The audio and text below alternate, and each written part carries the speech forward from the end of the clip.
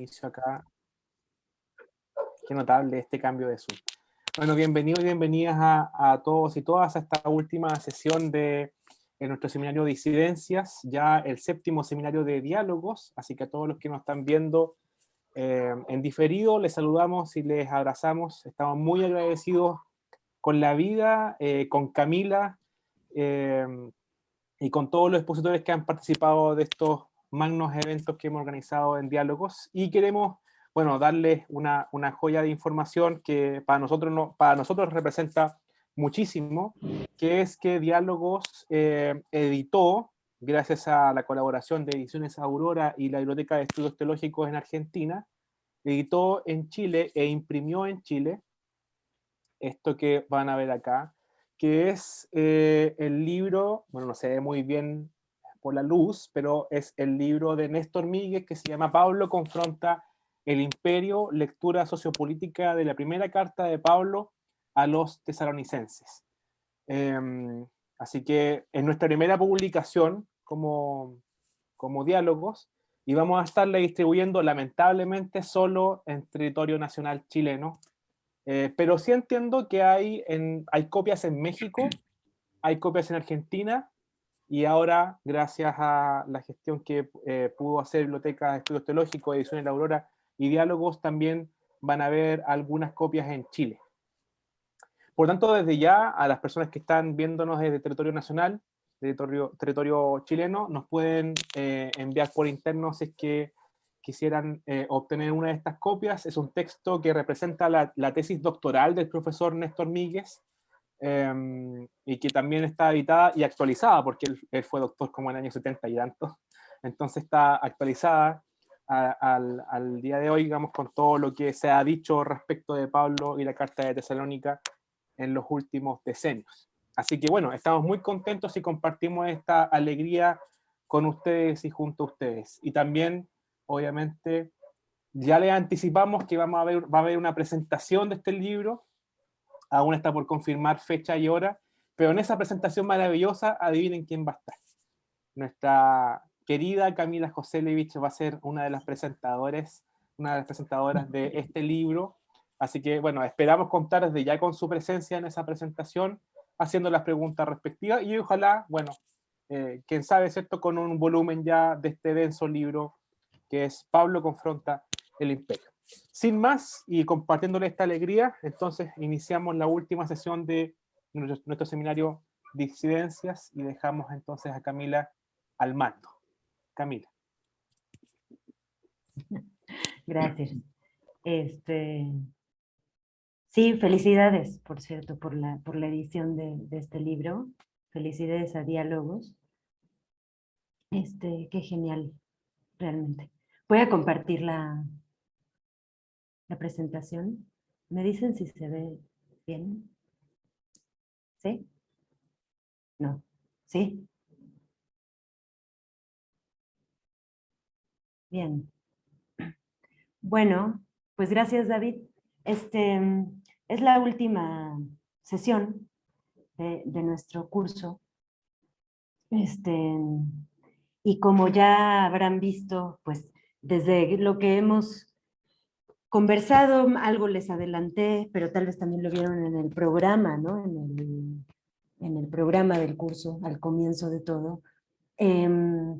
Toda la trayectoria que hemos estado viendo estas 5 sesiones, bueno, las 4 sesiones anteriores, es una trayectoria que tenía ya de entrada una dirección clara en lo que vamos a ver hoy, que es la heresiología, ¿no?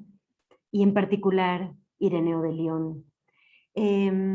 Hubiera tenido ganas de ver también a Tertuliano, simplemente no había forma, no había tiempo en el poquito tiempo que tenemos por sesión, de ver a ambos como me hubiera gustado, ¿no? Entonces solamente me voy a concentrar en Ireneo.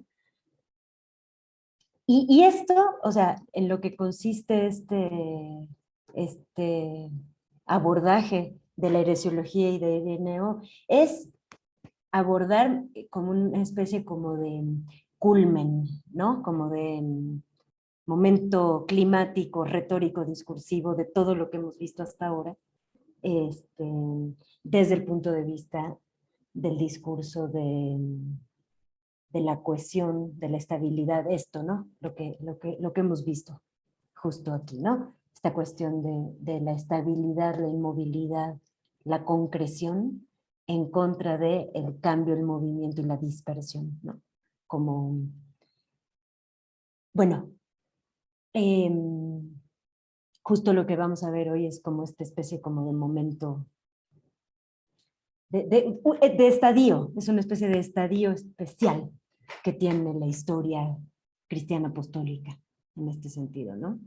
En términos técnicos, ¿no? En términos teóricos, técnicos, esto puede pensarse, esto que está, estas como opuestos que estamos viendo ahorita, pueden pensarse como las tensiones burdianas que veíamos al principio, ¿no? La primera de las sesiones, entre ortodoxia y heterodoxia, ambas en formación, ¿no? No existen de suyo, sino que están en formación mientras están justamente pensándose o empujándose unas a otras para formarse, ¿no? Entonces son instancias en formación, no existentes de antemano. Pero esto en términos, pues, burdianos, de lo que veíamos al principio de todo. Porque en términos del propio imaginario, del propio discurso cristiano, esto lo que fue una especie, pues, de guerra entre la verdad y la mentira, o también puesta así, entre la verdad y la herejía, ¿no? O sea, esto es lo que fue en términos de la propia discursividad que estamos analizando y que vamos a analizar ahora, ¿no? En realidad los opuestos, no solamente es verdad y mentira, verdad, herejía, los opuestos que están allí como binomios, digamos, son un montón, ¿no? Lo racional versus lo delirante, la antigüedad versus la novedad, ¿no? La altura en contra de la bajeza, ¿no? Lo templado en contra de lo impetuoso, o sea, son un montón de opuestos los que están allí en juego, pero son estas dos nociones, creo yo, la de verdad y herejía, con todo lo que abarca, las que indican bien, pues, cómo se entiende la situación a mayor escala, desde la propia discursividad que estamos estudiando, ¿no? Entonces, bueno, pues hoy vamos a entrar precisamente en este momento que decía, ¿no? Como de momento exacerbado, un momento de exageración, pues, ¿no? De un especial énfasis de estas tensiones, de estos opuestos, ¿no? O por supuesto, o sea, es lo que a nosotras y a nosotros nos parece a posteriori, ¿no? Y visto desde aquí hacia atrás, un momento de exacerbación, ¿no? O sea, parece así por cómo, desde dónde lo vemos y desde qué momento lo vemos, ¿no? Bien, pues así es como nos parece o nos aparece, y lo que es esto es precisamente la heresiología, ¿no? La heresiología como género escriturístico, ¿no? La heresiología aparece precisamente a mediados del siglo II, que es en donde nos quedamos en relación con la sesión pasada, ¿no? La sesión pasada ya estábamos allí, en este pase entre las pastorales, perdónenme, sí, entre las pastorales y los heresiólogos, bueno, justamente son los padres apostólicos, ¿no? Y los apologistas. La heresiología es la consecuencia de esa literatura apostólica y apologista, ¿no?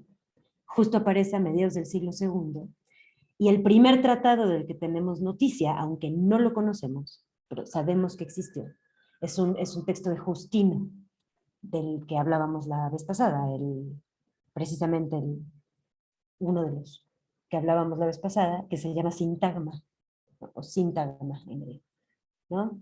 Otros importantísimos son Tertuliano, el que ya les decía, del cual no vamos a poder hablar, ¿no? Hipólito de Roma, Clemente, Orígenes, son todos también considerados heresiólogos, ¿no? Sin embargo, del que vamos a hablar hoy es uno que a mí me importa especialmente y que considero que es, no sé si el más importante, pero uno muy representativo, es el primero del cual conocemos un texto escrito completo, ¿no? O sea, que es Ireneo de León. Vamos entonces a platicar, antes de llegar a Ireneo, sobre la heresiología como género, ¿no? ¿En qué consiste? Como ven, como su nombre lo indica, es la sistematización de la observación de la herejía. O sea, la sistematización de la observación de las enseñanzas que se piensan como heréticas, ¿no? O de las personas que se consideran heréticas, ¿no? Entonces, describe las doctrinas de los herejes, ¿no? Las explica, cuenta su historia, para entonces refutarlas, ¿no? Para contraargumentar, ¿no? La heresiología crea una representación más o menos unificada, coherente, del error y del disenso, ¿no? Por eso podemos decir que en última instancia son como catálogos de heresiarcas y de herejías, ¿no? Son como catálogos de las figuras más importantes y de los argumentos más importantes que son expuestos en forma de catálogo para poder exponer también cómo refutarlos, ¿no? Son por eso manuales de contraargumentación y son en ese sentido, pienso, así lo propongo, aparatos de consolidación doctrinaria, ¿no? Entonces, son textos donde las enseñanzas o prácticas de los que son pensados como enemigos de la tradición son sistematizadas. Entonces, para volverlas inteligibles, ¿no? Las enseñanzas de estas corrientes. A veces veíamos la vez pasada, ¿no? Como son planteamientos muy complejos, en algunos casos sumamente complejos, en algunos casos eran más bien pura mística, ¿no? Dificilísimos de entender, y lo que hacen los heresiólogos es intentar explicarlas y volverlas inteligibles, ¿no? Esto para poder refutarlas, ¿no? Y finalmente el meollo del asunto es describir los medios por los cuales estos herejes podrían ser convencidos de que están en un error, ¿no? Podrían ser convencidos de que se sumen a la comunidad que porta la tradición buena y verdadera, ¿no? Pero también, si no hacen caso y si no se logra, entonces en lo que consiste el texto en cuestión es en explicar cómo la comunidad tiene que hacerse cargo de expulsarlos, ¿no? Y de dejarlos en manos, pues, del vacío o de la muerte o de Satanás. En eso consiste, entonces, esta cuestión, ¿no? Entonces, en ese sentido es que digo que es una especie de culmen, ¿no? Discursivo de la condena de la diferencia doctrinal, ¿no? En este periodo paleocristiano. No pensemos que es exactamente lo mismo que se verá en la Edad Media, ni tampoco después de la Edad Media, durante el periodo de la Inquisición. No es lo mismo, no estamos hablando de lo mismo. Pero para el periodo paleocristiano es efectivamente esta exacerbación del discurso condenatorio, ¿no? Entonces, bien, entre estos primeros heresiólogos que ya les contaba, está precisamente Ireneo de León, ¿no? Ireneo de León es un señor que fue nombrado obispo de la ciudad de León, justo en la provincia de la Galia. Fue enviado desde Roma hacia León cerca del año 160. Entonces, no sabemos dónde nació, probablemente en Asia Menor, por inferencias ahí que se van pescando de los textos, probablemente en Asia Menor, pero lo relevante es que donde radicaba, donde residía antes de irse a la Galia, era en Roma, ¿no? Entonces el cristianismo de Ireneo no es el cristianismo ni el de Palestina, ni el del Asia Menor, sino el de Roma, ¿no? Ireneo escribe un tratado de 5 tomos inmensos, que tituló de esta forma: Demostración y refutación de la falsamente llamada gnosis. ¿Sí? Lo escribe en griego, se ha perdido casi por completo el texto original griego, pero ya desde muy temprano se habían hecho copias al latín, traducciones al latín y al siríaco. Entonces, conservamos el texto de este texto por sus traducciones al latín, por las traducciones al siríaco y por fragmentos. Ahora se los voy a enseñar. Pero a ver, no me quiero adelantar. Entonces, es una demostración y refutación de la falsamente llamada gnosis, ¿no? Fue conocido ya casi desde el primer día, fue conocido este texto por otro nombre, con un nombre mucho más escueto, y además en el latín, no en griego, lo cual es interesante, que es adversus aereses, que significa contra las herejías, ¿no? Entonces, ahí donde había una refutación de la falsamente llamada gnosis, la tradición, el uso y la costumbre circundantes a Ireneo y a la difusión de este texto, lo llama simplemente contra las herejías, ¿no? Entonces les decía hace ratito que es el primer tratado heresiológico que conocemos, completo, ¿no? El de Justino no lo conocemos más que por nombre, ¿no? Y por citas de otras personas, de otros autores, en otros textos. O sea, del Adversus Aereses, en cambio, tenemos manuscritos completos y de primera mano, ¿no? Como fuente directa. Y incluso a principios del siglo XX vieron, ¿no? Este descubrimiento que se hace en Oxyrhynchus, a principios del siglo XX, los que se llaman fragmentos de Oxyrhynchus. Les traje aquí una imagen del fragmento más antiguo que conocemos de este Adversus Aereses. Es un fragmento papiráceo, es el fragmento 405 del conjunto de Oxyrhynchus. Se conoce que es un pedazo de papiro del siglo III, o sea que a pesar de que este texto es del año 180, el fragmento más antiguo que conocemos es este. Y este sí está en griego, como pueden ver, ¿no? Entonces, bueno, conocer este documento ha sido una reconstrucción de rompecabezas de más o menos 1700 años, ¿no?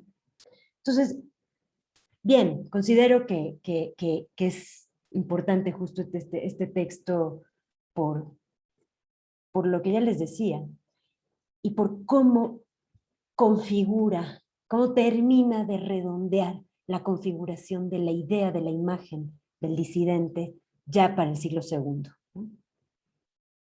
Entonces, ya se puede hablar en el Adversus Aereses, ya se puede hablar de lo que la sociología llama ortodoxia dura, ¿no? Lo que veíamos también en la primera sesión. Lo que hace este texto, lo que nosotros podemos ver en este texto es cómo ya se han redondeado efectivamente, ¿no? Se han sistematizado las ideas de disidencia, que ya se nombra sin ningún titubeo herejía. Al disidente ya se lo nombra jairéticos, como ven allí, ¿no? Ya hay claramente una empresa antinóstica como una empresa antiherética, ¿no? Ya hay además una invención de tradiciones, ¿no? Lo que hace Ireneo es construir, ¿no? O como ir tejiendo la idea, la imagen, la noción de que hay habitantes de lugares perversos, ¿no? Que son perversos ellos mismos, pero que además habitan lugares perversos que entorpecen la realización del proyecto del bien, ¿no? O sea, del proyecto del reino. La entorpecen su implementación, ¿no? Estas ideas perversas y estas personas perversas lo que hacen es torcer la tradición original y verdadera. Ese torcer, esa torsión es precisamente la perversión a lo que me estoy refiriendo, ¿no? Son individuos y grupos de individuos que lo que necesitan es ser moralizados, necesitan ser educados con la doctrina verdadera. Y si no se puede, como ya les adelantaba hace un ratito, si no se puede, si no se los logra enderezar, tienen que ser expulsados definitivamente del mundo. quedando en manos de diferentes entidades, dependiendo del pasaje, ¿no? O de Satanás, o de la muerte, o del vacío. Ireneo propone la idea de la tradición de los apóstoles, ¿no? La traditio apostolorum, de la cual también creo que ya habíamos hablado algo, como argumento central para sostener, para justificar o sostener la naturaleza verdadera de la vertiente apostólica universalista, ¿no? O sea, de la eclesía apostólica universalista teniendo la verdad, siendo la única verdadera, ¿no? Y desde ahí es que otras tradiciones diferentes, que en este caso son las gnósticas, ¿no? Se describen como espurias y falsarias. Fíjense, es interesante este concepto de traditio apostolorum.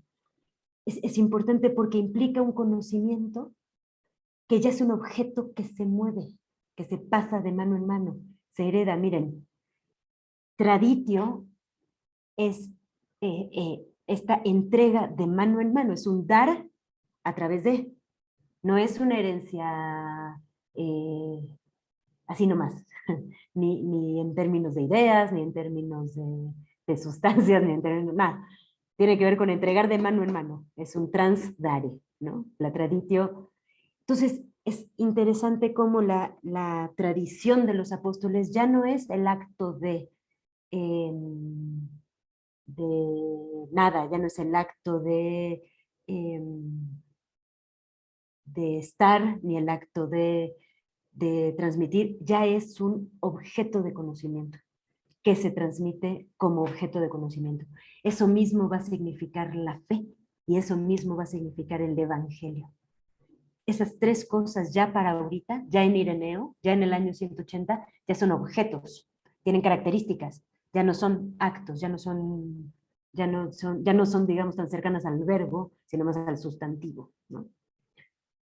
Entonces, bien, pues vamos a mirar un poco más de cerca este texto, el Adversus Hereses, específicamente, claro, con lo que nos compete en este seminario, que son las ideas de estabilidad e inestabilidad, ¿no? Y vamos a ver con qué tiene que ver, ¿no? O sea, cómo en este texto estas ideas se redondean hacia dónde, ¿no?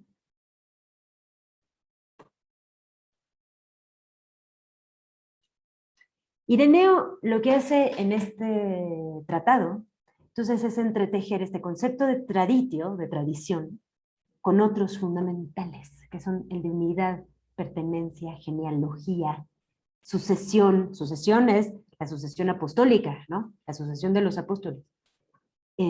Autoridad o economía muy probablemente trayéndola desde el propio discurso gnóstico para ajustar su significado apostólicamente, ¿no? Esto según pues muchas investigaciones, muchos estudios que ha habido, se conoce que este concepto de economía tan importante en Ireneo no viene de Pablo, digamos, que es como una de sus autoridades escriturísticas, sino de los gnósticos. Ireneo lo que está haciendo es corregirlo, ¿no? Pulirlo y corregirlo. Y lo que resulta de esto que estamos viendo aquí, de este entretejido de conceptos, lo que resulta de todo esto es una construcción de tradiciones, ¿no? Un tejido de definir la identidad ajena, al mismo tiempo que se define la identidad propia, porque al fin de cuentas son ambas a la vez, ¿no? Una por consecuencia de la otra, en este estar engarzando estas ideas, ¿no? Entre sí. Entonces, miren, por ejemplo, ¿no? Ante la reivindicación gnóstica, ante el discurso gnóstico que está defendiendo que el conocimiento de sí es la vía para el conocimiento de Dios, fíjense, dice Ireneo esto, ¿no? La verdadera gnosis no es la de los gnósticos, me traigo el concepto y el término, me lo traigo a mi terreno para explicarlo yo, redefinirlo yo y corregirlo yo, ¿no? La verdadera gnosis es la doctrina de los apóstoles. la antigua estructura de la iglesia en todo el mundo y lo típico del cuerpo de Cristo, formado por la sucesión de los obispos, a los cuales los apóstoles encomendaron las iglesias de cada lugar. Así nos llega sin ficción la custodia de las escrituras, en su totalidad, sin que se le quite o se le añada cosa alguna. Su lectura sin fraude, la exposición legítima y llena de amor según las mismas escrituras, sin peligro y sin blasfemia, ¿no? El obispo crea un relato histórico, crea una historia, ¿no? Según la cual una única iglesia existió desde el primer día en que habría sido pues convocada por Jesús, ¿no? Quizá desde un cierto punto de vista o desde una cierta tradición a través de Pedro, ¿no? Y de los diferentes apóstoles a sus amigos, ¿no? O sea, los apóstoles con sus amigos como Policarpo de Esmirna, Clemente, etcétera, Justino, etcétera. Esa iglesia habría sido la primera y desde esa los así llamados herejes habrían sido disidentes, desde Simón el Mago, ¿no? Que habría sido el primero, según Ireneo, Simón Mago, el primer hereje, desde allí, ¿no? Ya sabemos que la antigua estructura de la iglesia en todo el mundo, por supuesto, es una ficción, es una construcción, ¿no? Pero no es que nosotros, de este lado de acá de la modernidad, ya lo sepamos como académicos que somos. Tiene que ver con que ya también los propios textos gnósticos, los propios textos, y también, por cierto, los evangelios apócrifos de los cuales, en los cuales hemos pensado recientemente, ya dejan ver que las propias comunidades o escuelas o tradiciones cristianas antiguas ya entendían que iglesias había muchas, ¿no? Que no era una la primera y original, sino que siempre habían sido muchas, ¿no? Al margen de donde estuviera la verdad, al margen de eso, ¿no? Entonces, pero lo que hace Ireneo es configurar este relato. Lo que Eusebio de Cesarea va a hacer después, que va a ser la primera historia eclesiástica oficial, ¿no? Esto, Eusebio, no es sino un producto de Ireneo y de Tertuliano, de esta heresiología, ¿no? Entonces, la historia de la comunidad cristiana apostólica que Ireneo plantea, que Ireneo dibuja, los personajes que pone como parte de la genealogía, los acontecimientos que describe como tales, ya son parte del entramado argumentativo en contra de los herejes, ¿no? En contra de los gnósticos, precisamente. Lo que busca es demostrar una mayor antigüedad y, por lo tanto, la originalidad de esa iglesia, la legitimidad de su iglesia ante las otras, ¿no? Miren, lo veíamos la primera sesión de todas y les traje esta misma idea. De nuevo, no sé si recuerdan esta imagen, ¿no? Que veíamos al principio de todo, ¿no? Las tradiciones o enseñanzas cristocentradas o cristianas, digámosle así anacrónicamente, eran diversas, desde el primer momento plurales, ¿no? Y el relato que dice que la única sucesión verdadera de autoridades está en mí, o en nosotros, ¿no? En nosotras. Bueno, no, en nosotros, siempre en masculino. O sea, en nuestra iglesia. Ese relato fue el de una iglesia que pasó, digamos, a configurarse y a plantearse como aquella que estaba en todo, aquella que era la única, la que había estado desde siempre en todo. Bien, muchas de las vertientes gnósticas contra las cuales el propio Ireneo y también Tertuliano y también Hipólito, contra las cuales estos señores se están peleando, están debatiendo, no provenían de esa sucesión original.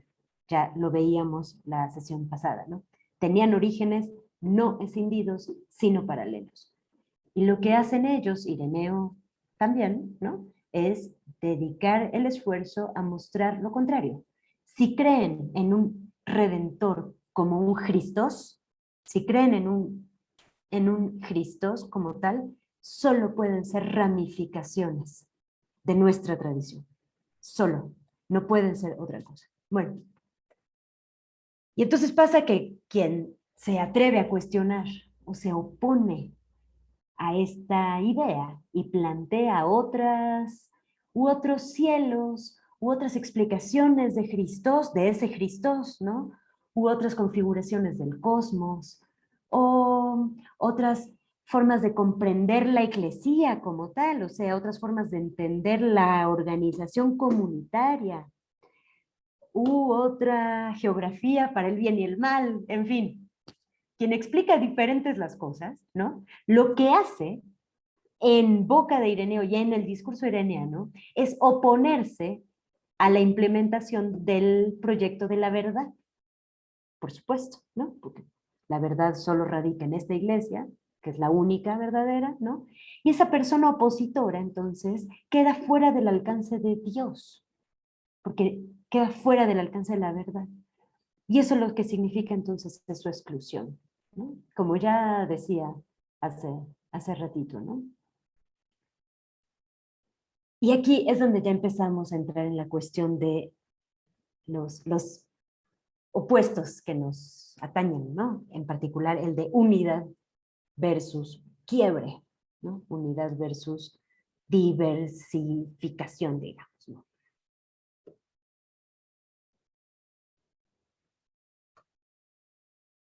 ¿Y qué es esto, no? El discurso concentrado en la única y única iglesia, ¿no? Estas imágenes plagan en las versus hereses, ¿no? Hemos de habitar todos una sola casa, ¿no? Ahí, este griego es lo que dice, ¿no? Como habitando todos una sola casa, ¿no? Y esto es fundamental. Es una imagen, si se fijan además, es una imagen que termina de redondear y hasta la pone en palabras más bonitas, todo lo que estábamos viendo de la casa concreta, sólida, unificada en Deuteropaulinas, ¿no? Por otro lado, como pueden ver aquí ustedes, ¿no? La única posibilidad de existencia de la vida está en esa casa y no en otra, ¿no? Como cuando hace algunas semanas decíamos, ¿no? Que la compañera Eunice estaba muy equivocada porque vivía en su casa y no en la mía, ¿no? O sea, como que Eunice, no sé si está Eunice aquí, pero bueno, ella estaba fungiendo como nuestro ejemplo, ¿no? De lo equivocada que estaba la compañera por vivir allá en su casa en Chile y no aquí en mi casa, ¿no? Mi analogía, que parece una bobada, no lo fue así en este siglo segundo, porque si nos descuidamos un instante, esto puede convertirse en decir que allá donde está Eunice, o allá donde están todos ustedes, en sus casas, no hay vida, porque la única vida está aquí en mi casa. No solamente están equivocados, sino que además la única vida y la posibilidad de la vida está aquí, ¿no?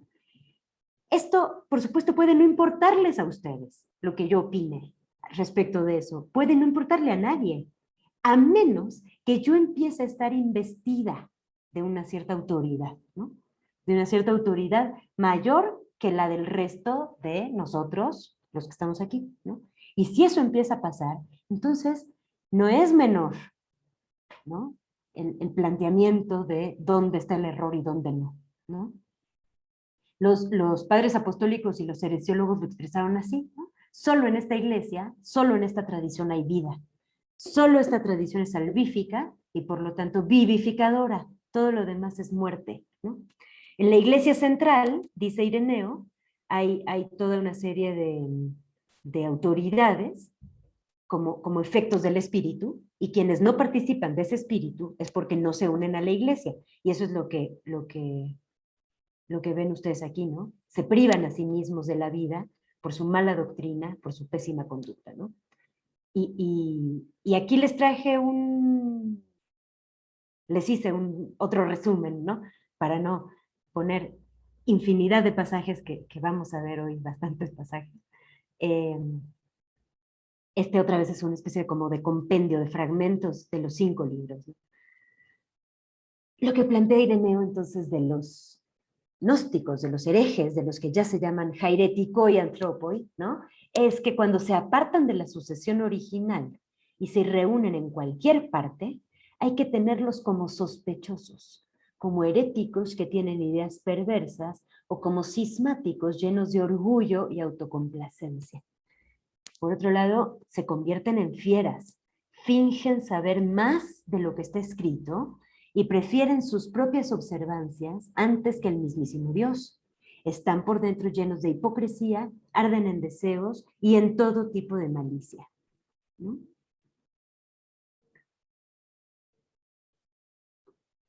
Bien. Todo esto tiene que ver, por supuesto, con quién tiene la verdad. En manos de quién está la verdad, ¿no? Y lo que dice Ireneo es, por nuestra parte, conservamos la regla de la verdad, la regula veritatis, ¿no? Que se resume en lo siguiente.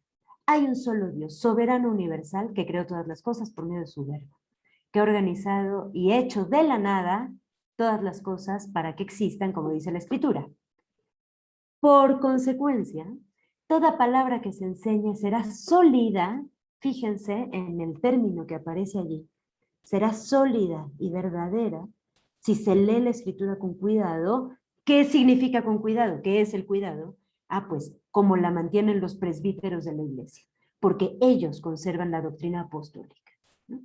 Lo que se está haciendo aquí es poniendo los primeros ladrillos de la tradición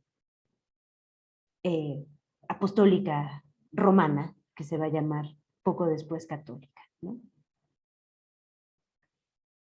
Pero fíjense entonces en esta cuestión, la cuestión de la solidez, ¿no? La solidez de la enseñanza, la solidez de la palabra que se enseña, pero entonces es también la solidez de la enseñanza, es la solidez de la tradición, y también tiene que ver con la pertenencia a una determinada línea autoritaria, una línea de autoridades, ¿no? Esta noción de tradición en Ireneo, de línea, de sucesión, ya tiene que ver, como pueden ver aquí ustedes, con la noción de la interpretación recta, la interpretación de la escritura, que no es delirante, o sea, que no vaga, que no se aleja. Lo delirante es que se aleja del camino recto. Entonces es una interpretación recta. La verdad, fíjense, como dice allí, la verdad es la que marca la pauta para la recta interpretación de los textos, y la recta interpretación de los textos será la que encuentre en ellos la verdad, ¿no? Un argumento circular, que son pues el argumento que va a dominar toda la teología, toda la literatura cristiana a partir de entonces y hasta fines de la Edad Media, ¿no? Digamos, bueno, no, hasta bien entrada la Edad Media, ¿no? Y bien, pues, ¿dónde está la verdad? ¿Cuál es esa verdad que aparece en las escrituras a través de su correcta lectura? Pues la que tienen los obispos de nuestra iglesia, ¿no? Eso es lo que dice Ireneo, la que tenemos nosotros, los obispos de nuestra iglesia, ¿no? Porque lo que hacen los herejes, precisamente, fíjense, es una interpretación quasi verisimilis, que dice ahí, casi verosímil, o sea, parece verdadera. Eso es lo que dice Ireneo. Lo que hacen los herejes es hacer parecer como verdaderas las cosas, pero no es cierto que portan la verdad, y por lo tanto fabrican textos enfermos, ¿no? Como ya hemos adelantado, pero además como seguramente ustedes ya reconocieron, ¿no? Estas ideas son elaboraciones contextualizadas en el problema específico de la pugna antiherética del gnosticismo del siglo segundo, ¿no? O sea, ya es una contextualización de ideas que sin embargo no son nuevas. Esto ya está en las pastorales, ¿no? En las pastorales ya hay una semilla heresiológica importante, ¿no? Precisamente por eso, entre otras muchas cosas, pues, pero precisamente es uno de los motivos por los que se puede asegurar que las pastorales no hay forma de que sean anteriores al año 90, ¿no? Lo que las pastorales con lo que están lidiando es algo más cercano a con lo que está lidiando Ireneo que con lo que está lidiando Pablo, o sea, de ninguna manera, ¿no? Pero bueno, el punto no es el de la datación de las pastorales, el punto es qué es lo que Ireneo está retomando. O sea, qué es lo que Ireneo está implementando como fuentes de autoridad para llevarlas al problema que le ocupa concretamente, que es el problema de la diversidad de gnosticismos que proliferan por todos lados, cristocentrados, ¿no? Ese es el problema. El problema es que mencionan un Cristo, muchos de los cuales mencionan a Jesús, su Cristo es Jesús, otros no, otros tienen otros Cristos con otros nombres, pero imagínense, muchos de estos gnosticismos tenían a Jesús como el Cristo. Entonces, para la iglesia de Ireneo, para él y sus colaboradores y sus colegas, era un problema mayúsculo, ¿no? Entonces, todo el tratado ireneano es finalmente esto, es una revisión de fuentes autorizadas, digamos, un traer a cuento las fuentes autorizadas, las fuentes que ya tenemos como fuentes de autoridad, ¿no? Desde el propio Pablo hasta otros, hasta el propio maestro de Ireneo, que era Polícarpo, ¿no? Adaptándola, ¿no? Bien.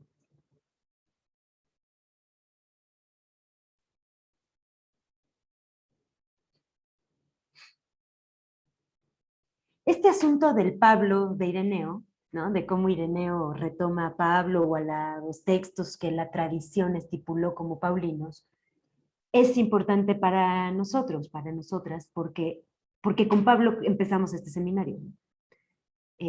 Este curso. Lo comenzamos precisamente con las ideas de disidencia en Pablo. Y en ese sentido, vamos a ir hacia allí, al Pablo de Ireneo más adelante, justamente. Pero no nada más por eso es relevante, ¿no? No solamente por esta línea de trayectoria de estas 5 sesiones.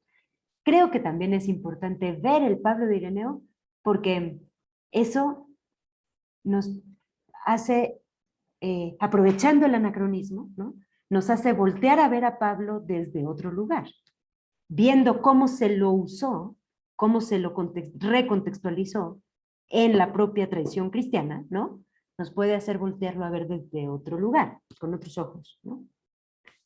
Entonces, miren, vamos efectivamente al Pablo de Ireneo. En este momento todavía no es Pablo, en este momento va a ser lo que la tradición estipuló como Paulino. Yo ya les había hablado de este pasaje, de este fragmento, digamos, ¿no? Eh, pero se los traje de nuevo porque es absolutamente maravilloso. El primer párrafo del primer capítulo, del primer tomo, de los 5 tomos, 1500 páginas del Adversus Hereses de Ireneo de León empieza así, ¿no?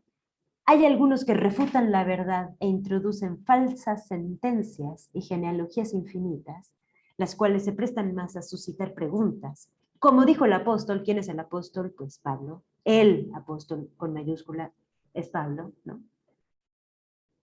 Se prestan más a suscitar preguntas que a construir la casa de Dios en la fe. A través de una artimaña alevosamente presentada, descarrían. De nuevo, hay un riel y la gente se cae del riel, ¿no? Se cae. Descarrían la inteligencia de los inexpertos y los cautivan, falsificando las palabras del Señor y haciéndose pésimos intérpretes de excelentes doctrinas. Fíjense en esto. ¿Qué es esto? Esto es 1 Timoteo, ¿no? Esta es la carta que está citando Ireneo, ¿no? Aquí están, ¿no? Los falsos maestros que están enseñando doctrinas falsas, ¿no? Y leyendas, en esta traducción, pues, ¿no? Leyendas y genealogías interminables, que son estas, ¿no? Falsas sentencias y genealogías infinitas. ¿Esto por qué nos importa? Nos importa en el sentido de que es nos permite ver como puerta de entrada, ¿no? Este típico recurso discursivo ireneano de retomar las figuras de autoridad, ¿no? Para reubicar el problema, reubicarlo y plantear argumentos en contra de los gnósticos, ¿no? Entonces, Déjenme ver. Déjenme ver. Sí, vámonos entonces, si quieren, lo dejamos aquí. Hasta ahorita hacemos un pequeño receso. Y este pequeño receso como antes de efectivamente ya entrar al Pablo de Ireneo como tal, ¿no? Voy a hacer voy a llevar todo este problema hacia esa cita o esa referencia, esa relectura ireneana para cerrar como el bucle que cierra, digamos, ¿no? nuestro curso completo, empezando, digamos, terminando por el principio. Entonces, si quieren, lo dejamos aquí y para hacer un receso. Gracias, Camila. Voy a parar la grabación. Muchas Voy a gracias. cambiarme de lugar por si acaso, porque se me acabaron Bluetooth. Muy bien, Camila. Entonces comenzamos la segunda parte de la quinta sesión de nuestro seminario Disidencias.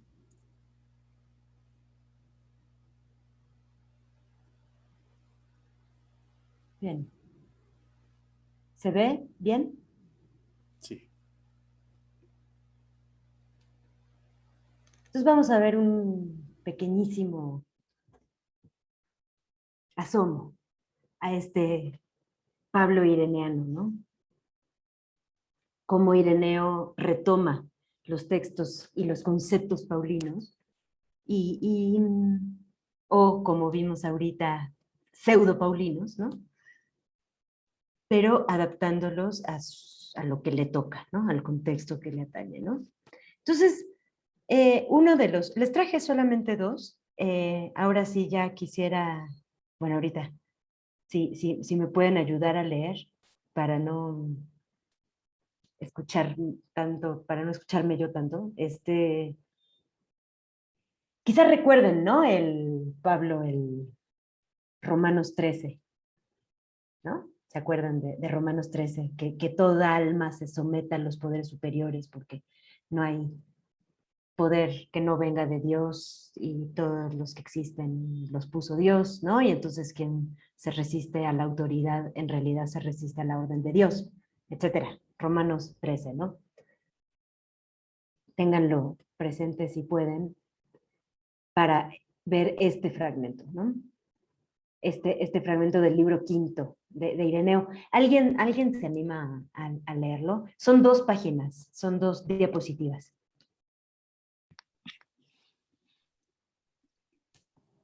Si quieres yo leo, Camila. Quien quiera. Bueno, a ver, lo leo pues. Dice, así como la serpiente mintió al principio, también mintió al final, cuando dijo, todo esto me ha sido entregado y lo doy a quien quiero, pues no es ella, sino Dios, quien delimitó los reinos de la tierra. El corazón del rey está en manos de Dios. ¿Proverbios son? Sí. Sí. 21:1. Y por Salomón dice la palabra, por mí reinan los reyes y los poderosos ejercen la justicia. Yo exalto a los príncipes y por mí los jefes reinan sobre la tierra. Y sobre lo mismo escribe Pablo, sométanse a las autoridades constituidas, pues no existe poder sino de Dios. Y las que hay están establecidas por Dios. Y también dice, refiriéndose a esta, pues no, sin motivo, lleva la espada, pues es un ministro de Dios para tomar venganza con furia de los que obran el mal. Y ciertamente, cuando dijo, esto no fue con respecto a los poderes angelicales ni a los poderes invisibles, como algunos osan argumentar, sino a las autoridades humanas. Pues dice, por eso pagáis tributos, pues son ministros de Dios y en eso ejercitan un servicio. Gracias, Mauro. ¿Quieres seguir tú o que siga alguien más? ¿El compañero? Por eso les impuso Dios el miedo, pues antes no conocían el temor a Dios. a fin de que, sometidos a los poderes humanos, se aten a sus leyes, alcancen algo de justicia y se controlen los unos a los otros, temerosos de la espada que abiertamente los amenaza, como sigue diciendo el apóstol. No sin causa, la autoridad lleva la espada, porque es ministro de Dios para ejercer la cólera y la venganza contra quien haga el mal. Por este motivo a los magistrados, revestidos de la ley como divisa, no se les pedirá cuenta ni se les castigará por todo aquello en que actuaren de manera justa y legítima. Dios, pues, estableció el reino de la tierra en favor de los gentiles. No lo hizo el diablo porque siempre anda inquieto, más aún porque pretende siempre que los pueblos no vivan en paz, a fin de que, temiendo el poder humano, los hombres no se traguen unos a otros como los peces, sino que por la disposición, tesis, de la ley, nomos, controlen la multiforme injusticia de los paganos. En este sentido son ministros de Dios. Gracias. Lo que estamos viendo, ¿no?, aquí en este rescate de Pablo, y no solo de Pablo, pero fundamentalmente de Romanos, ¿no? Como ven, en todo este asunto, lo que hay es una especie de corrección del planteamiento paulino, ¿no? En el sentido de que Ireneo le ha añadido al panorama, en su rescate de Romanos 13, lo que ha hecho es sumar un término que no está en Pablo, que es este término, el de nomos, ¿no? La ley habla de la tesis de la ley, ¿no?, de la disposición o de la puesta de la ley. Esa ley, que en el planteamiento paulino en general, ¿no?, está enfáticamente superada, o se la está superando, cuando no directamente condenando, ¿no? La ley que es la gran condenada por Pablo, ¿no? Aquí Ireneo ya está pensando en una oikonomía, o sea, ya el nomos, esta ley que aparece aquí, ya está traída a colación, ¿no? Y Ireneo está pensando en una oikonomía y en que esa oikonomía, esa gestión, esa administración, sea parte del plan salvífico, ¿no? Y como pudimos ver en este párrafo que leyeron ustedes, lo que hace es, Ireneo, es conducir el argumento, lo lleva, el argumento del sometimiento a las autoridades, que es el argumento paulino, lo está llevando hacia la demostración de la perversidad de que los que se sublevan a esas autoridades, que son los gnósticos, son efectivamente abominables. Y todo esto, nos permite comprender esta otra imagen que les traje, que es una imagen totalmente representativa del discurso heresiológico, ¿no? Y que me importa mostrar como un fragmento sumamente especial, casi como el fragmento que es testimonio de la exacerbación, de la tensión entre ya una unidad que se está pensando en términos cada vez más concretos, cada vez más consolidados, cada vez más eclesiásticos en el sentido tradicional de la palabra, ¿no?, versus las ideas de ruptura, de movimiento, etcétera, ¿no? Entonces, fíjense. ¿Alguien quisiera leerlo? ¿Alguien más?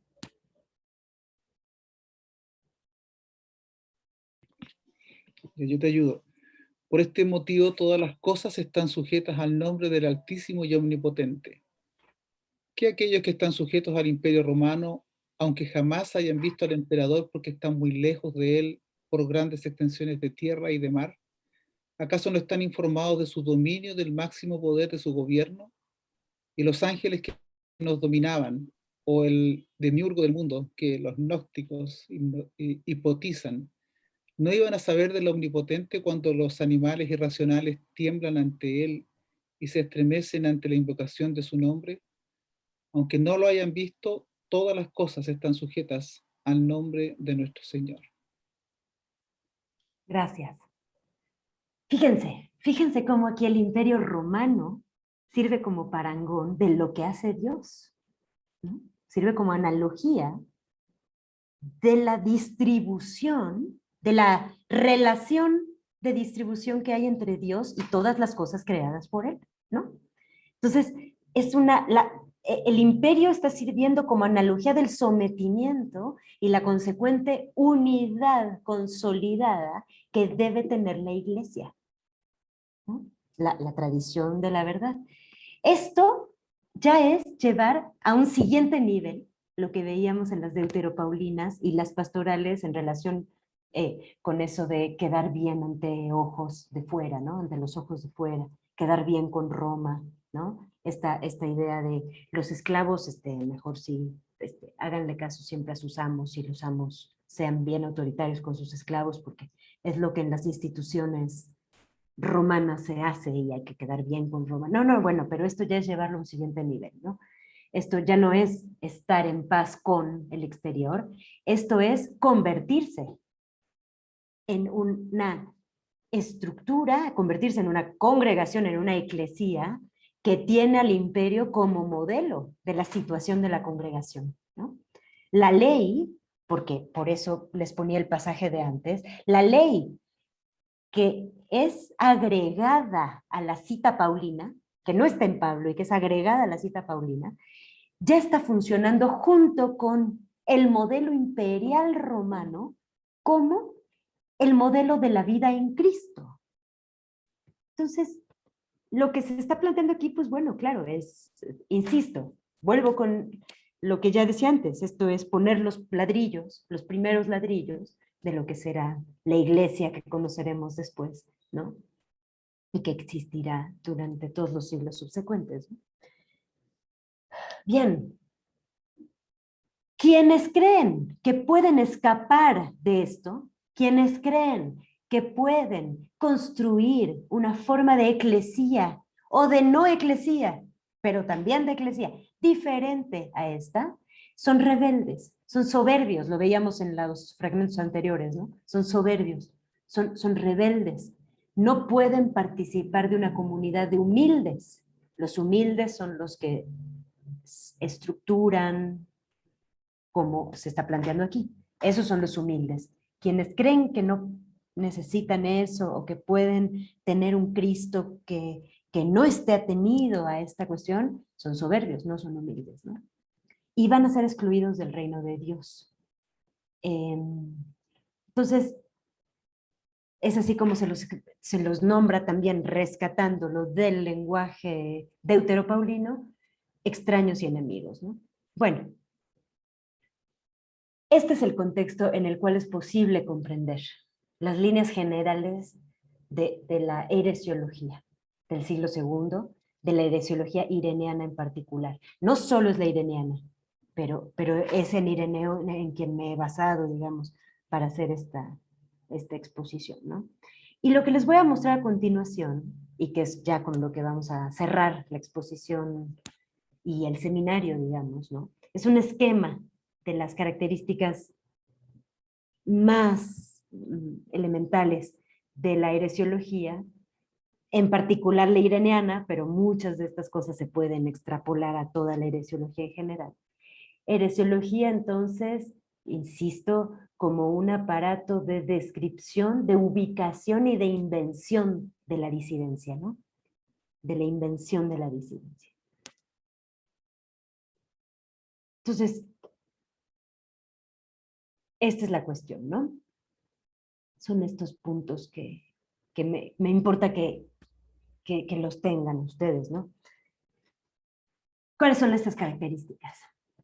Se parte del principio de que la verdad ha sido revelada solamente a unos pocos afortunados que a su vez han sabido heredarla, ¿no? Han llevado a cabo una legítima traditio del conocimiento, una legítima transmisión, entrega del conocimiento sobre la divinidad, ¿no? Del conocimiento en general y del conocimiento sobre Dios en particular, ¿no? Se considera que a esta verdad se han opuesto los desafortunados. Los desafortunados, o sea, si los afortunados son los que han recibido esa revelación, esa verdad revelada, pues los desafortunados se oponen a esa verdad.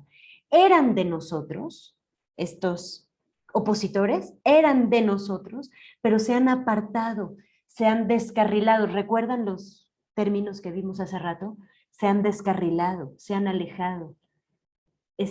Hacen lecturas delirantes, hacen lecturas enfermas, etc. Eso han hecho estas personas en relación con la legítima traditio, ¿no? Y la han interpretado de manera errónea, o por malicia, o por ignorancia, cualquiera de las dos.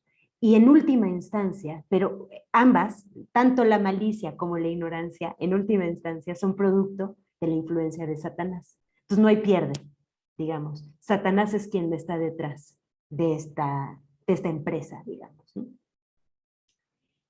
La diferencia es tenida como resultado de un malentendido. La diferencia es resultado de un malentendido. Imagínense esta idea, ¿no?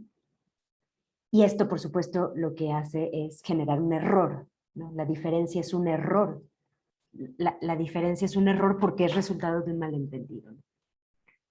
Por otro lado, los disidentes, ¿no? O los que se perfilan, se esbozan, se dibujan como disidentes, van a ser pensados, van a ser construidos discursivamente a partir de sus características nefandas, sus características negativas más generales, sintética y caricaturizadamente. Es decir, van a ser dibujados en términos caricaturizados, ¿sí? Diferentes doctrinas, diferentes personajes, diferentes heresiarcas, llamados heresiarcas, van a aparecer con aspectos similares entre sí, por ejemplo, ¿no? Pero sí, aspectos similares en función de lo que Ireneo necesita ubicar para poder luego contraargumentar, ¿sí? Esto es una reducción al absurdo, ¿no? O sea, una caricaturización de limar diferencias para poder tener muñecos de paja. Estoy nombrando muchas falacias, como pueden ver. Bueno, eso es lo que hace esta heresiología, ¿no? Por otro lado, se considera que los herejes fabrican estos textos enfermos, textos espurios, que desdicen la tradición escriturística verdadera. Y este es el punto. ¿Cuál es la tradición escriturística verdadera? La que armoniza los dos testamentos. Y esto va a ser fundamental, ¿no? Porque los gnósticos, como recuerdan que veíamos la sesión pasada, los gnósticos no armonizan los dos testamentos. Para empezar, porque muchos ni siquiera tienen al Nuevo Testamento, digamos, los textos neotestamentarios como textos inspirados o revelados, para nada. Pero incluso los que sí, desechan el Antiguo Testamento. Están peleados con la tradición, digamos, escriturística judía. Entonces, nada que armonizar, ¿no? Si no es por un lado, es por el otro. Y lo que,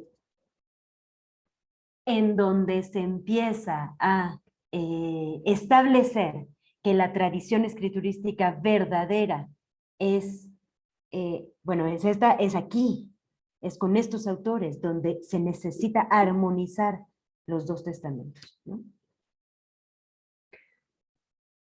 Por otro lado, en este tratado, en el Adversus Aereses, y este punto es fundamental, se explica de diferentes maneras cómo es que ocurre ese distanciamiento de los outsiders, de los que ahora ya son outsiders, ¿no? Que antes eran insiders, pero ya no. ¿Cómo ocurre ese distanciamiento respecto de la tradición verdadera, ¿no? Y lo que Ireneo explica es que hay tres diferentes sujetos agentes de la exclusión, ¿no? Tres diferentes entidades, sujetos agentes que ejecutan la exclusión. Por un lado, en primer lugar, los propios disidentes se excluyen a sí mismos de la verdad y la vida, ¿no? En este acto que ya les comentaba ahorita, es un acto de deliberada traición, ¿no? Como un acto de malicia, o un acto de ignorancia. En cualquier caso, ellos se excluyen. Posibilidad 2, segunda posibilidad, Dios los excluye. En un acto afirmativo de oikonomía, o sea, de gestión y de justicia. Dios pone en marcha la organización del problema. Él organiza, él gestiona, él excluye, ¿no? Y aquí entonces la disidencia es un... Espérenme un segundo, por favor, un segundo. Discúlpenme.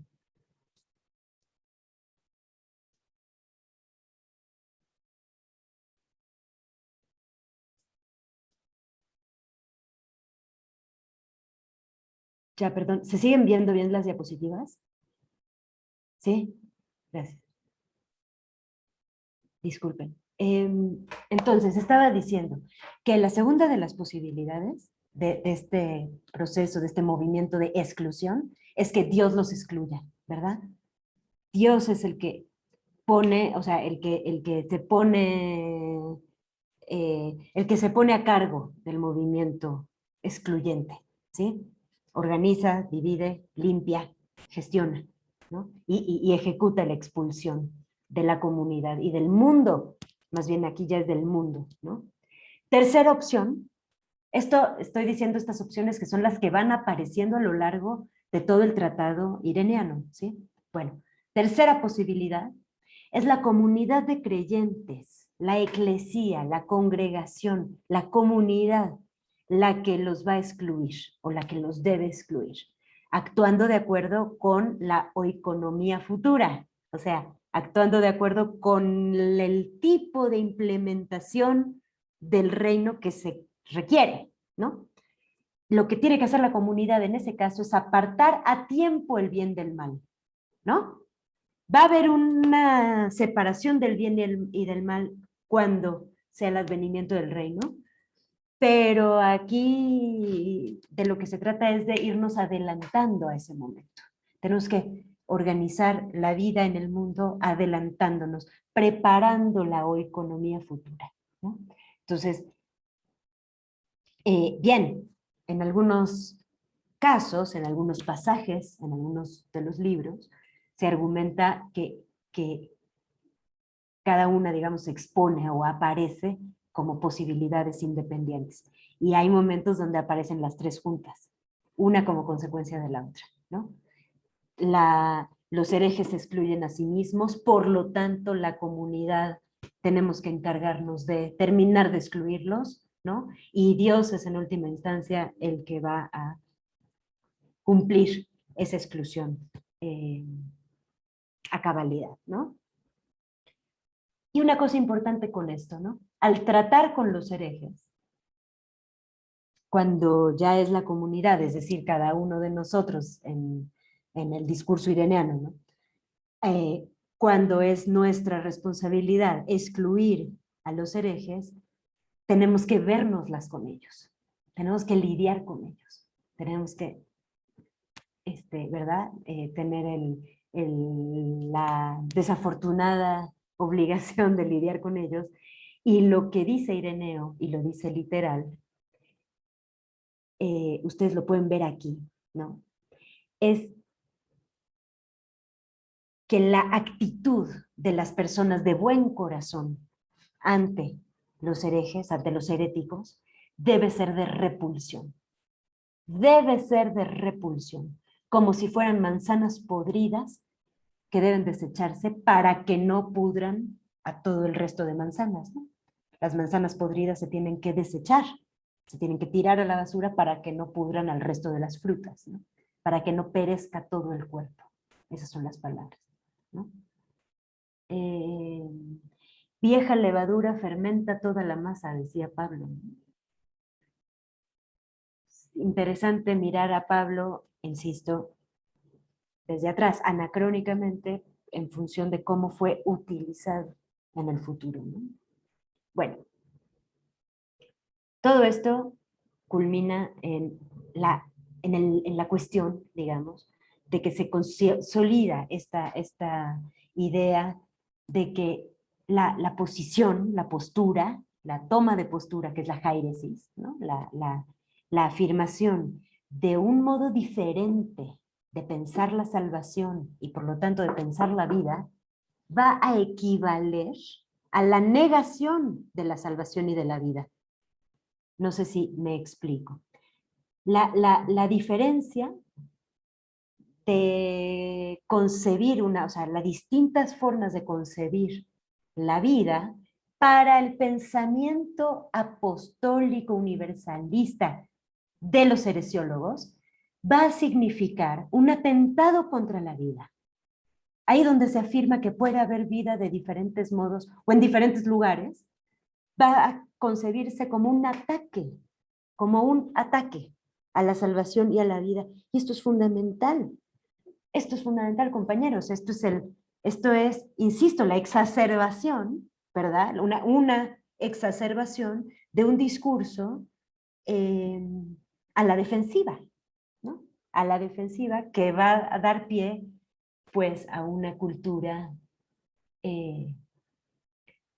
más o menos dedicada a crear enemigos ahí donde no los hay, ¿no?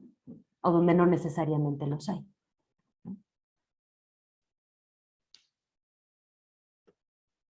Esta sería la idea que aparecería, ¿no? La idea global, digamos, ¿no? Así como veíamos que la tensión primaria era verdad versus herejía, ¿no? Verdad versus mentira, ¿qué es? Pues verdad versus herejía. Como tensión primaria, bueno, pues ya la tesis global de este texto, de este tratado, sería esta, ¿no? Que la diferencia es divergencia, es decir, no puede haber una diferencia en relación con Cristo, con la idea de Cristo, o con el concepto de Cristo, o incluso con Jesús, aquellas vertientes que tenían a Jesús como el Cristo. No puede haber una diferencia que no sea divergencia, o sea, que no sea escisión, porque solo nosotros tenemos la verdadera verdad, ¿no? Bueno, y toda divergencia es una abominación, ¿no? Pero además, la divergencia no es ya diferente de la muerte, ¿sí? Toda divergencia que es una abominación es la muerte. No puede haber vida donde haya una diferencia en la consideración de el Cristo, ¿no? Entonces,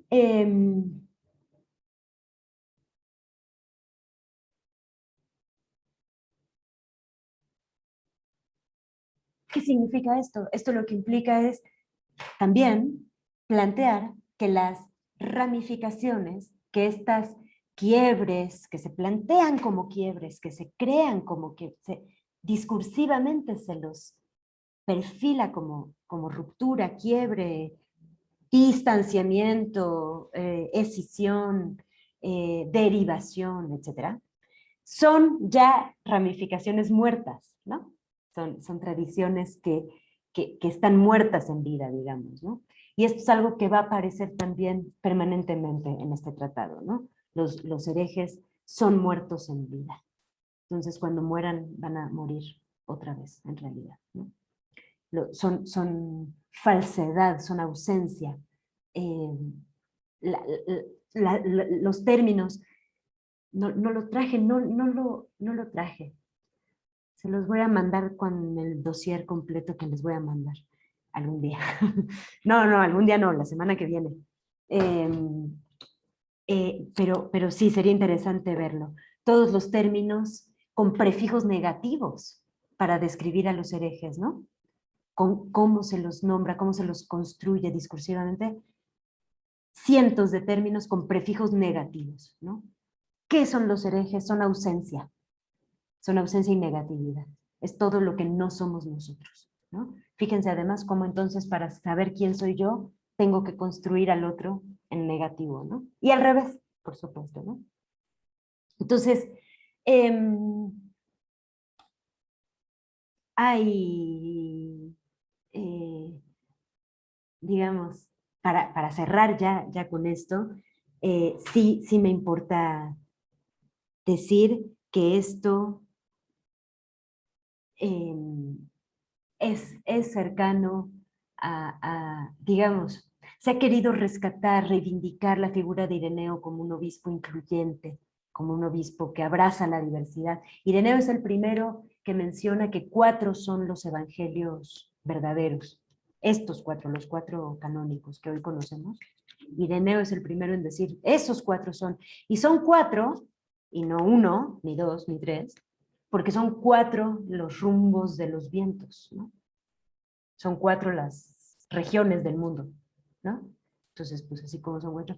Bueno, ese tipo de ideas, de imágenes, han sido rescatadas por teólogos y teólogas contemporáneas para plantear que Ireneo era un teólogo que abrazaba la diversidad, que esta empresa antiherética, antinóstica, era una empresa de conversión, no de excluir a nadie, sino de conversión, y que esa conversión es importante considerarla como un abrazo a la diferencia.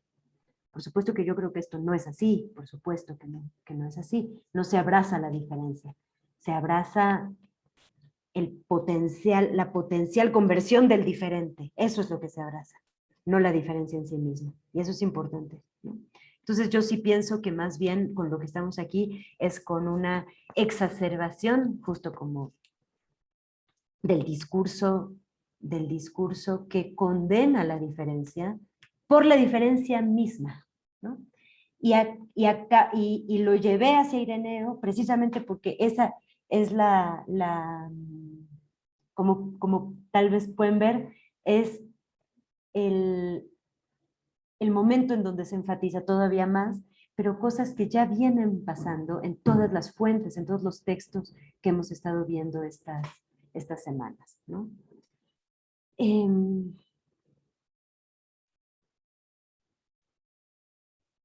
Bien, vamos a dejarlo hasta aquí.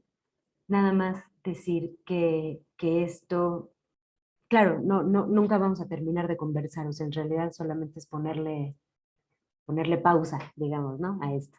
No es realmente ponerle un punto final. Pero sí mencionar que esto, incluso desde un lugar de reflexión política, de reflexión teórica, de reflexión, es decir, no solamente desde un lugar confesional, es que esto es relevante, ¿no? Sino que esto es relevante desde muchos lugares, y que es importante desde el lugar confesional y desde el lugar no confesional, es importante verlo, observar todos estos procesos discursivos en clave crítica para justamente ver anacrónicamente y también históricamente cómo es que nos implica esto, ¿no? Que nos atraviesa y nos implica permanentemente, ¿no? Bien, hasta aquí lo dejo y tienen más bien la palabra ustedes. Muchas gracias, Camila. Muchas gracias por esta jornada extenuante. Y nosotros desde ya, antes de hacer todas las preguntas, te damos un aplauso por todo lo que nos has compartido y porque ha sido realmente brillante e iluminador lo que nos has compartido, Camila. Así que muchas gracias por tu esfuerzo y dedicación y por años y años de estudio. Bien, ya tenemos preguntas, así que esto anticipa lo que será, ¿no?, un término de jornada bien movido. Las voy a leer para las personas que nos están viendo en diferido. Daniel dice: profesora Camila, detrás de estas ideas, ¿qué interés había? ¿Mantener una relación con Dios sana o había otro interés, como por ejemplo el poder político? Daniel pregunta por el interés detrás de la sanción de la disidencia, que es una buena pregunta. Pues empezamos con esa, ¿no? Si les parece bien, y luego vamos con las Perfecto. otras que están escritas aquí, Sí. creo. Bueno, ahorita las leo con cuidado.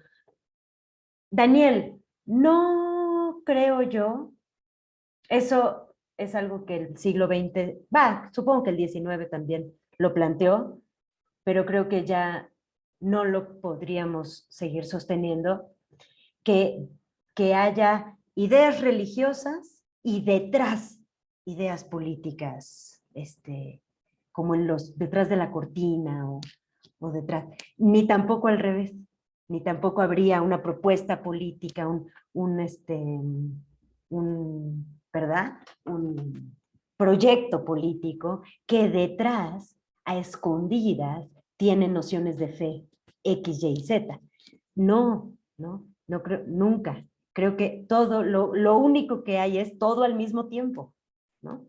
Ciertas nociones de fe, ciertas nociones sobre Dios y al mismo tiempo una concepción política de la vida. No están separadas, no existen por separado. La teología es política siempre y la política siempre comporta una cierta noción de la divinidad o de lo sagrado, aunque no sea el Dios cristiano, aunque no sea ningún Dios dado, pero es una noción de lo sagrado sin excepción, porque lo sagrado también está dado en lo comunitario. En fin, entonces, no creo que haya intereses detrás, porque la pregunta es esa, ¿no? Detrás de estas ideas, ¿qué intereses había? No creo que eso es maquiavélico. Y eso sí es del siglo XVIII, XIX, si no me equivoco, Maquiavelo. Bueno, no hay intereses detrás. Hay la intención de tener una relación sana con Dios, y esa idea de tener una relación sana con Dios, sin embargo, está configurada, ya está configurada en clave de ordenar el poder y el imperio con las autoridades hasta arriba y la plebe hasta abajo. Así de llano y sencillo. Y eso es lo que entienden los obispos, que es tener una relación sana con Dios. Esa es su fe. Eso es lo que ellos entienden que es la comprensión correcta de Dios. Entonces, Daniel, no van por separado. Nuestra idea de Dios es nuestra idea política en el sentido amplio de la palabra y viceversa. Creo yo que es así. Y además, y eso en términos presentes y también históricos, ¿no? Solo la modernidad inventa que se puede separar una cosa con otra. Pero es, digamos, es una configuración discursiva también, ¿no? En mi opinión, pues, en mi opinión, ¿no? Yo no, es una opinión académica, no es otra cosa, ¿no? Voy a seguir leyendo, ¿no? Las preguntas que están acá. Por ejemplo, la de Milton. Desde la perspectiva de la herejía, ¿cómo vivió Pablo el proceso del antes y después de su conversión? Supongo que dice ahí. Sí, profesora, sigue después más abajo la continuación porque se me fue la enviar Ah, antes de completar la pregunta. bien. Milton, qué buena pregunta, no lo sé. No lo sé. Qué buena pregunta. Y estoy segura de que debe haber testimonios de estas ideas en los gnósticos. Lo voy a buscar, lo voy a apuntar, se los envío después. Ya voy a terminar mandándoles un PDF como de 150 páginas con todo lo que les debo. Pero qué interesante pregunta.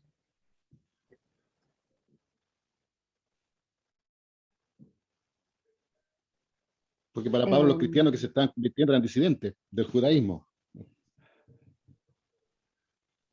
Lo estoy anotando para poder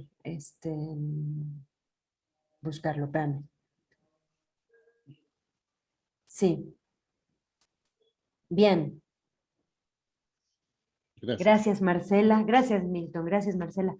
No sé si alguien más quiera comentar algo. Si es que hay preguntas. La mía es como una pregunta comentada, o no sé, le escribí a David por interno, ¿por qué es que este pensamiento tan temprano, ya en el siglo II, sobre una validación incluso de Roma como un instrumento en la mano de Dios, validándose a sí mismo como autoridades y con interpretaciones casi inamovibles, una hermenéutica muy coaptada por los líderes incluso? ¿Por qué tan temprano en la vida de la iglesia? Porque cuando uno, especialmente en nuestra tradición con olor a anabautismo, la idea del seguimiento de Jesús es bastante dinámica, es mucho más libertario de las estructuras religiosas y de poder que incluso surgen desde el templo. Todas estas aspiraciones de autoridad inamovible, el evocar la espada, eso no lo puedes ubicar en Jesús. Entonces, no sé si incluso en algunos habían más aspiraciones, yo no soy especialista en griego, pero más aspiraciones quiriológicas, como los anhelos de ser parecido al César, a ese Quirios, ¿cierto? En lugar de comprensiones cristológicas al estilo de Jesús, porque incluso el mesianismo de Jesús no es representativo del mesianismo judaico, ¿no? Entonces por ahí me llama la atención si tal vez se enfocaron en un elemento que no es más que un anhelo solapado de estar nosotros en algún día en nombre de este Cristo, de este Señor en las alturas para gobernar, y no comprender la idea mesiánica que se ve en la vida de Jesús como tal. Es como una reflexión más bien que pregunta. Claro, claro. Pienso que tiene que ver, sin embargo, con lo que ya decíamos recién, de lo que preguntaba Daniel. O sea, toda noción sobre Cristo y sobre cómo debe ser nuestra relación con, y cómo opera Él, y cómo debe ser nuestra relación con Él, etcétera, ya implica una comprensión de nuestros vínculos sociales. Y eso ya es una forma de comprender la dinámica política del mundo, ¿no? Entonces, ya, ¿por qué tan pronto? Bueno, pues no sé, porque así fue la historia, ¿no? O sea, así se dio, pues. Pero ¿por qué tan jerárquico, no? ¿Y por qué tan romano? ¿Por qué tan romano? Porque ahí estaban. Porque ahí estaban. Porque esto que estábamos viendo en otro curso, en otro seminario acerca de Pablo, ¿cuánto realmente pone en jaque al imperio y cuánto no? Ese debate que estábamos viendo de ¿realmente Pablo es un disidente del tipo de poder que plantea, que propone el imperio romano?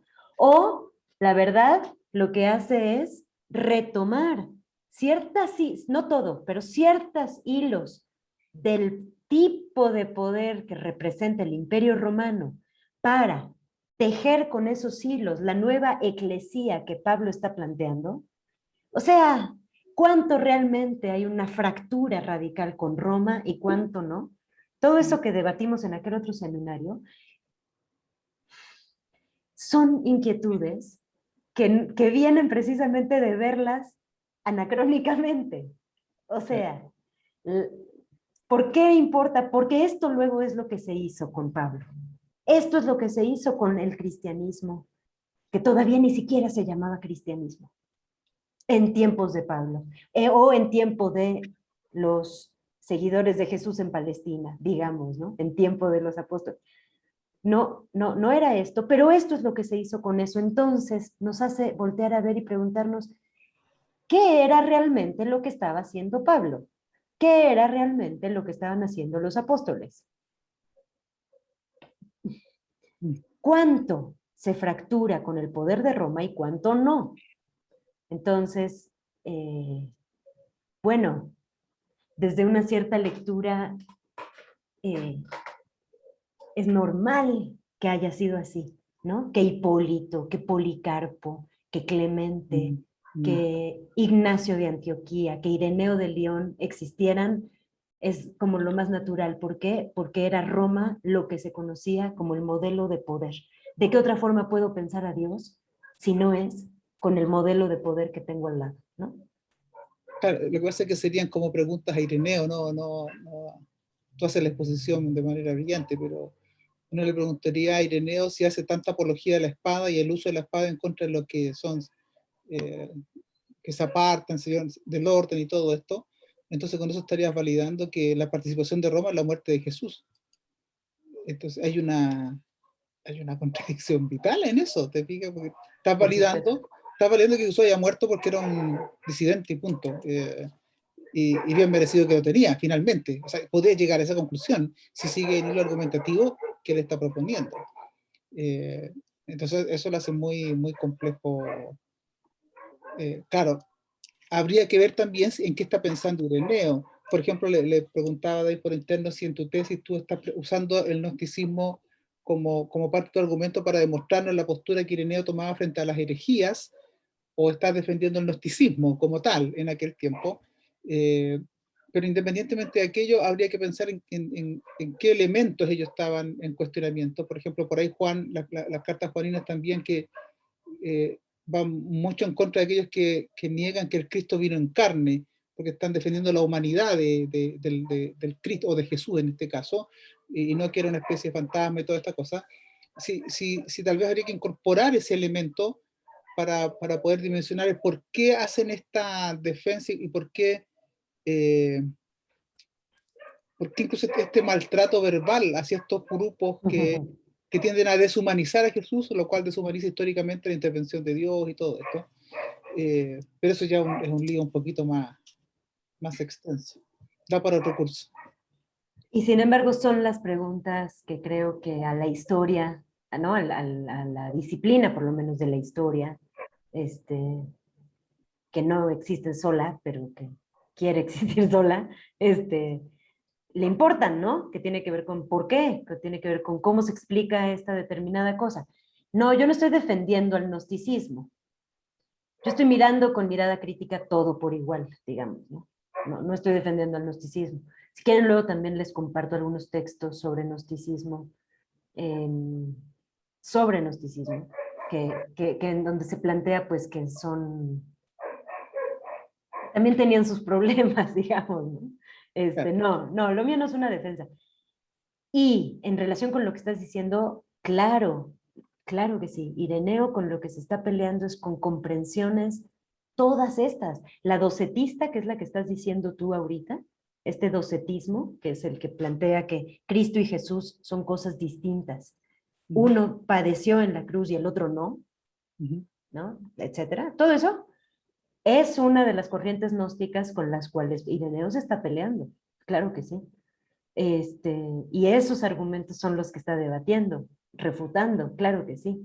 También está refutando cosmogonías absolutamente así, ¿cómo se dice en otros países? Bueno, así, complicadísimas. Complicadísimas, interminables, como dice uno Timoteo, ¿no? Genealogías infinitas, efectivamente, para decir, oigan, no se vayan tan lejos, está Dios, está su Hijo, punto, ¿no? Entonces sí, claro, bueno, tiene que ver con eso. ¿Por qué tanta violencia? Esa yo creo que es la clave del problema y del pensamiento político en Occidente. ¿Por qué tanta violencia en relación con quien plantea cosas distintas? ¿Por qué? ¿Por qué resulta un peligro? ¿Por qué tengo que estar a la defensiva? ¿Por qué tengo que insultar o decirle? No es que los insultos de Ireneo ni los de Pablo nos escandalicen, no pasa nada. Creo que la pregunta interesante es ¿por qué? ¿Para qué? ¿Por qué el desprecio, la denigración, ¿no? Luego les voy a compartir esta lista de insultos, efectivamente, que extraje durante toda mi maestría estudiando Ireneo de León de este texto. Es una lista de insultos. Mientras no aparezca pinche. No aparece pinche. Pero lo interesante, por ejemplo, ahí no es el insulto en sí mismo, sino cómo está insultando. Y lo que les decía hace rato, los insulta con puro prefijo negativo, ¿no? ¿No? ¿Cómo son estas personas? Son ausentes de, carentes de, no tienen lo suficiente. ¿Dónde está lo suficiente? En mí. Y ese gesto es político. Por supuesto que es religioso, pero es político también. ¿Cómo? Si tú lo aplicas a Pablo, por ejemplo, esa idea, uno llegaría a pensar, si sigue el relato no voy a hacer ninguna crítica a hechos, sino que voy a pasar por el texto nomás. Es el mismo celo del Pablo o de Saulo, no lo puedo llamar cristiano, pero voy a usar la idea. Preconversión. Preconversión, ¿cierto? Preconvertido, es el mismo celo judaico de la preconversión que ahora se mantiene en la nueva conversión. Pareciera que en muchas otras cosas hubo un cambio, pero en su apego un poco celoso, semi-radical, voy a decir, para no usar una idea más fuerte, se mantiene, y parece que esa misma idea se mantiene en los demás, como defensores de...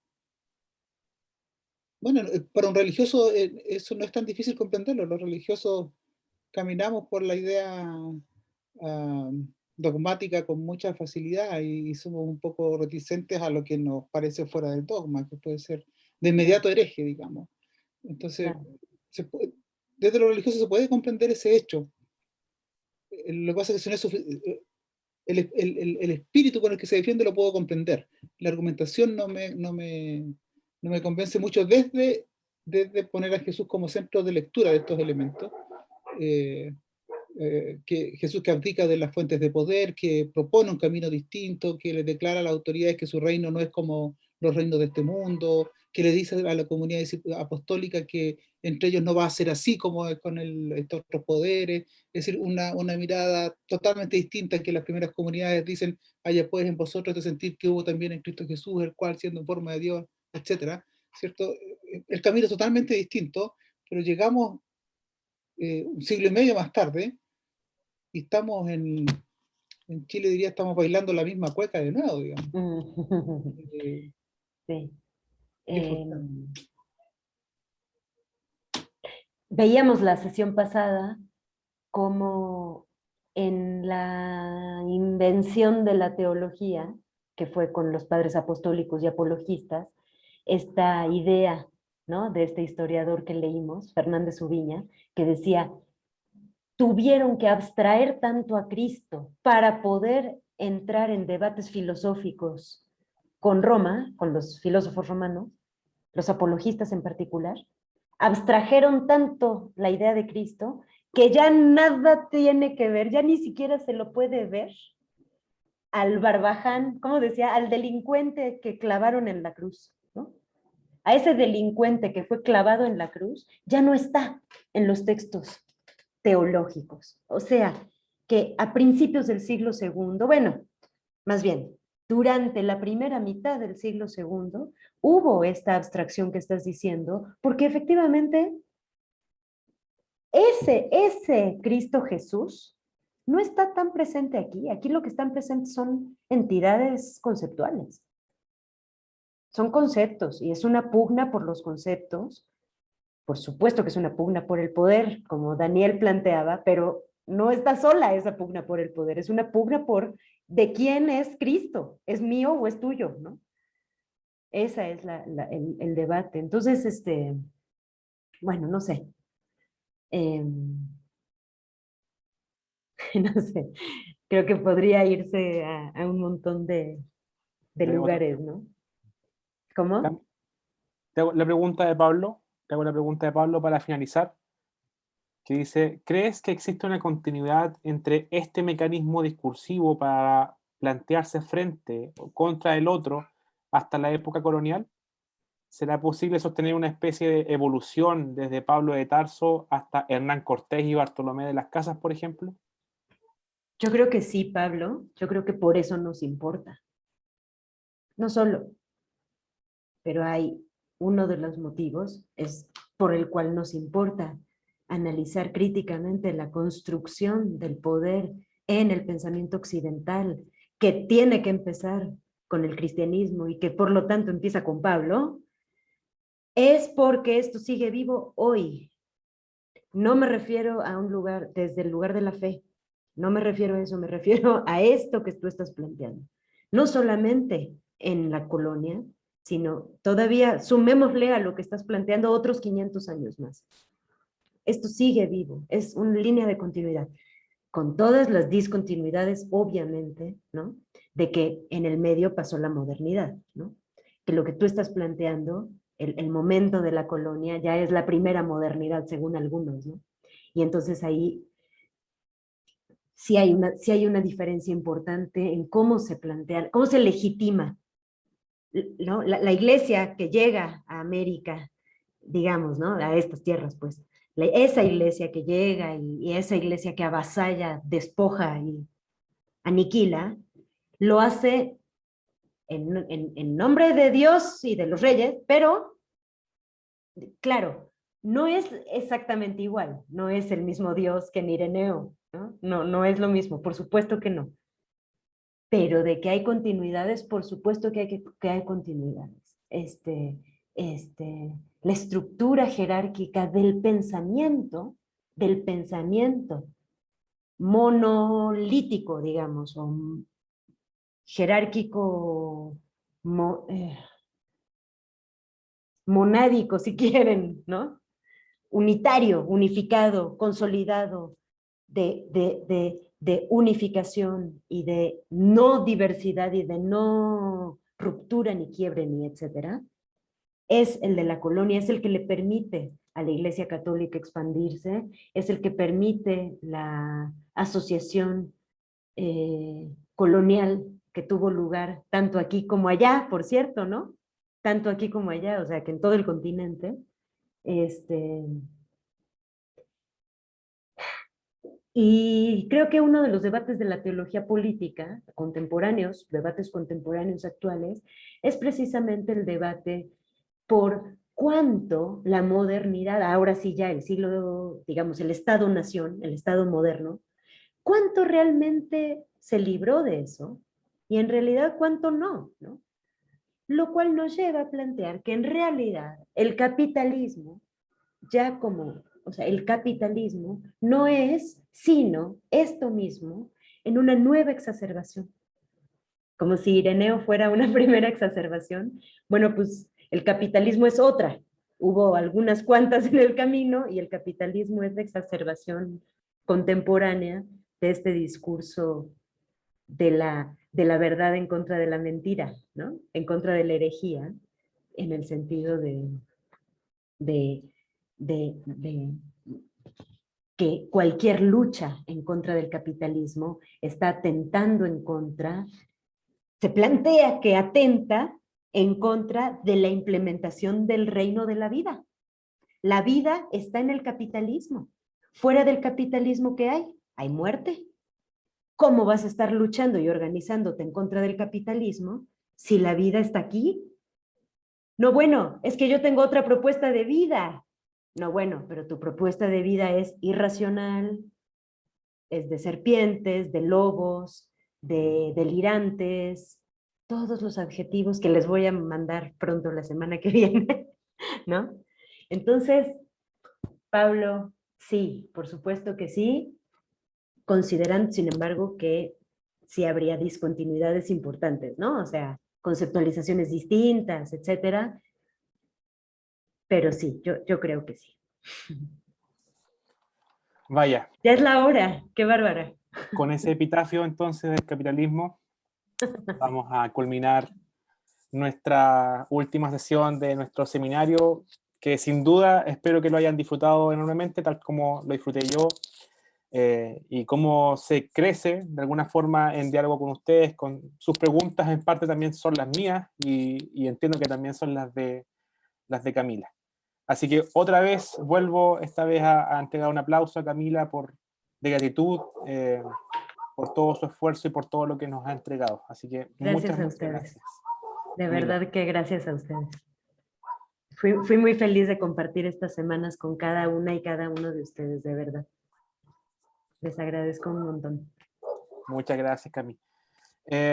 Solo antes de terminar la grabación, quiero comentarles un par de cosas. En el grupo de WhatsApp vamos a subir la grabación, esta misma grabación, el día de mañana.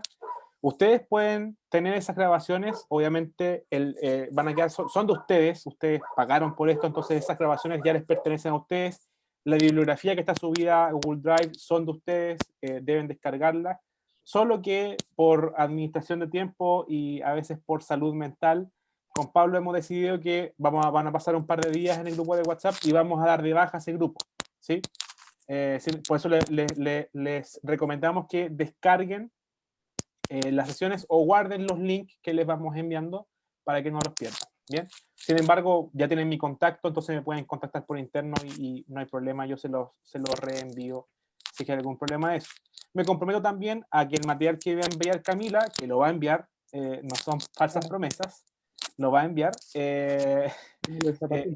lo voy a Todo. lo voy a reenviar a ustedes, lo voy a redirigir a ustedes, lo voy a colgar también en la carpeta del documento de disidencias. La tercera cosa que tienen que recordar es que las inscripciones al siguiente curso de diálogos siguen abiertas hasta, bueno, ojalá esta semana para confirmar el grupo y ya que comiencen con la lectura.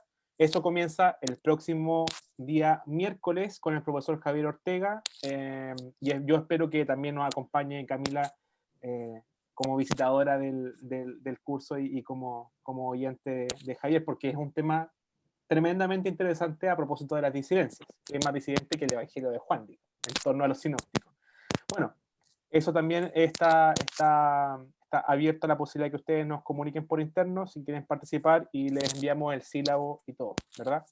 Y lo último es que estén atentos porque ya pronto es probable que esta semana salgan los afiches respecto del libro que editamos con Diálogos, que es Pablo confronta al imperio, lectura sociopolítica de la primera carta de Pablo a los tesalonicenses por Néstor Míguez, y ya va a estar también el afiche de lo que va a ser la presentación del primer libro de diálogos, en lo que va a participar, por supuesto, Camila. Así que con eso despedimos, y bueno, si es que quieren activar sus cámaras, sacamos una fotografía de rigor. Para Y bueno, compartir. para compartir.